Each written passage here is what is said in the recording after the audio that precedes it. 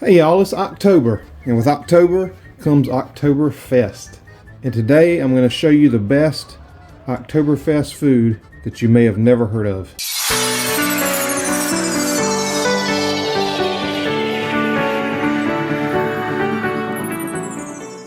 So this food that I'm talking about is called Schweinshaxe, and it's a German dish.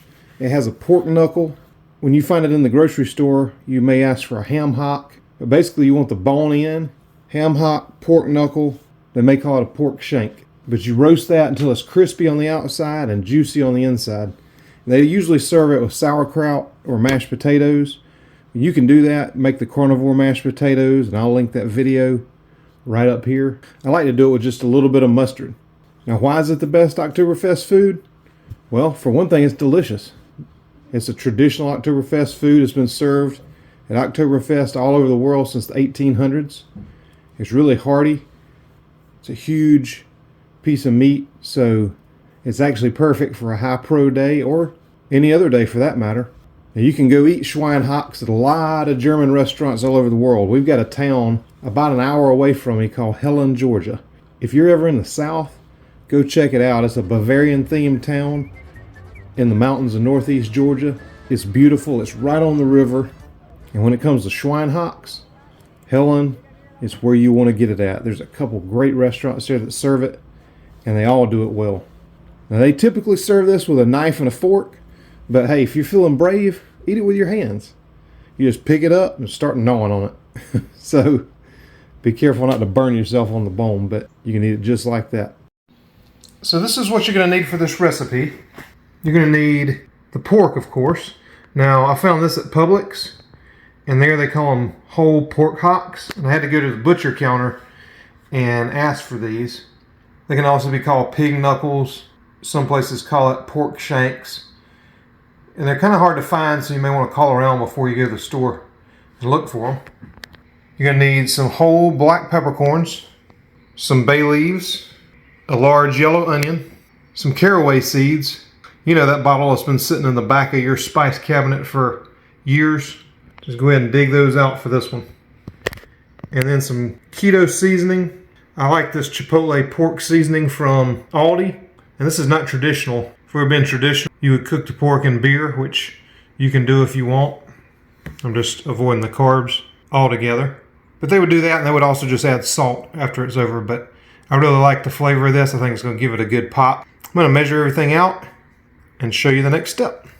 Well, I've got everything measured out, so here are the 2 pig knuckles, pork shanks, ham hocks, whatever you want to call them. And then we got a tablespoon of caraway seed. We got 4 bay leaves, and those are a little suspect, so I added 1 more in there because they were so tiny. And you're going to need 2 teaspoons of black peppercorns. And then I just took that yellow onion, peeled it, and diced it into 4 pieces. Now I want to show you all this before this water comes to a boil. I've got a pot of water boiling. So this pot is not dirty. What had happened was, it comes with this cast iron lid. Now I've had this thing for about a year or so it's been used quite a bit. But I wanted to season the cast iron because this can be used not only as a lid, but you can throw it on the stove to grill. So I wanted to season it, so what I did, I didn't quite read the directions. So I seasoned it like I would any other cast iron, but I put this lid on top of this and threw it in the oven to season. And that is the result. It dripped all down there. It dripped all over here. And I don't know how to get it out. I've tried every cleaner that I have. So if y'all have any tips about this, if it's ever happened to you, leave me a comment down there and let me know how to get this thing clean. Because it works great, but it sure is ugly. So once this water comes to a boil, I'm just going to throw these 2 ham hocks in there. I'm going to turn the heat down to a low simmer. You don't want it to really even be bubbling. I'm going to throw the ham hocks in there and make sure they're covered with the water, and they're going to cook for an hour and a half, 90 minutes. And then after that we move on to the next part.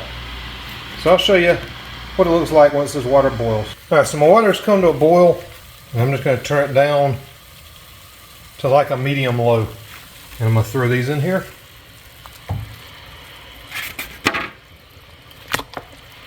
Just like Just make sure they're covered with water. I'm going to put the lid on. And this Dutch oven really helps retain the heat. I'll put a link to it down below, just like I said.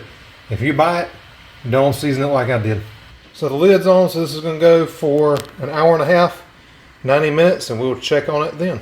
So this is about 5 minutes later. I came back just to check and make sure that it's not boiling.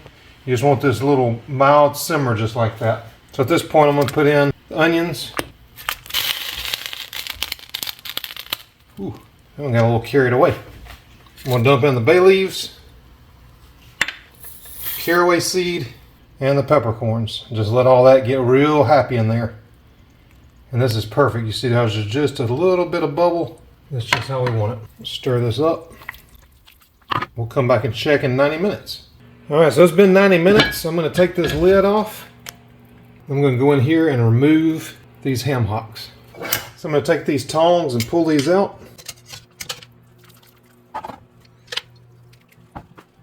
And that's what it looks like now. So I'm just going to take a knife and I'm just going to poke a ton of little holes all in the skin here.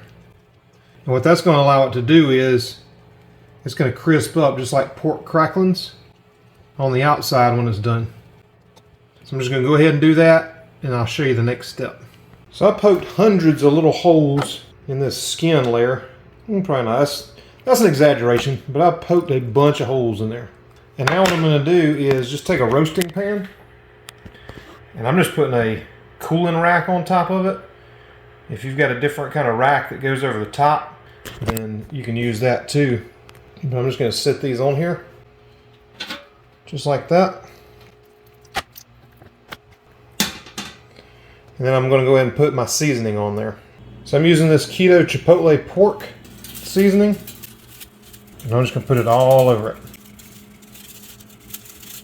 Coat it really well. And then I have my oven preheated to 375 degrees. I'm going to pop it in the oven and we're going to check on it in about 45 minutes. So it's been 45 minutes and this is what they look like. I'm going to go ahead and check the temperature on these because we want to cook the temperature and not the time. So I'm going to find a good spot here.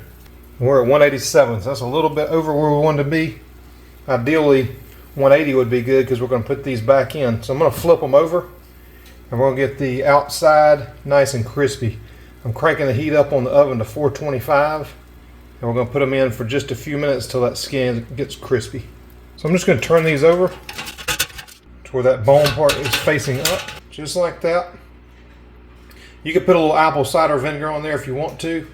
I'm going to leave it just like this because I put all the seasoning on there. And I'm going to check it after about 10 minutes and see if that skin right there is nice and crispy. If you're using the bigger ones, this could go in the oven for as long as 90 minutes. If you're using the 3-pound ones, these are about 1.5 pounds, so I'm not going to go in for that long. So 45 minutes, I checked it. Temperature was pretty much perfect. Now we just got to crisp up the skin. Well, that was 10 minutes, and you can hear they're crackling and popping, and that skin is getting crispy. So I'm just going to plate these with a little side of mustard. And they're going to be delicious. Alright, so here we have it. Schweinshaxe. A little bit of mustard on the side. I'm using horseradish mustard, but you can use whatever kind you like. And this is going to be delicious. So there you have it. That's everything you need to know about Schweinshaxe, which is, to me, the best Oktoberfest food. If you ever get to go down to Helen, try some Schweinshaxe there. But until then, try this one at home.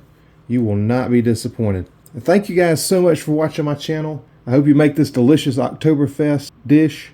Make sure you subscribe to the channel if you want to see a lot of different videos that are always keto, always healthy, and more importantly, always delicious. Make sure you hit that bell icon so anytime I upload a new video, whether it's a copycat keto recipe, an Oktoberfest recipe, a football game day recipe, you'll be the first to know about it. I'll put a couple videos here at the end that you may want to check out also.